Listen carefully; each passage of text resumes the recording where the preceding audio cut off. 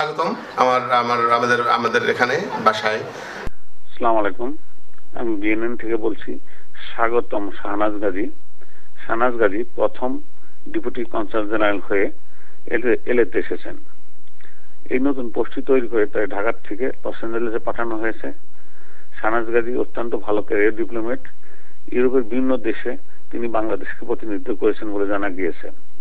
17 September consul জেনারেলের বাসায় Shahnaz গাজীকে loss অ্যাঞ্জেলেসের সমস্ত প্রবাসীদের সহিত আনুষ্ঠানিকভাবে পরিচয় করে দেওয়া হয়।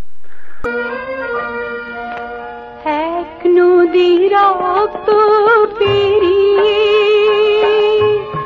বাংলার আকাশে রক্তিম সূর্য আনলে যারা, তোমাদের ঋণ কোনদিন শোধ হবে না, না না না শোধ হবে না। মৃত্যুর মুখোমুখি দাঁড়িয়ে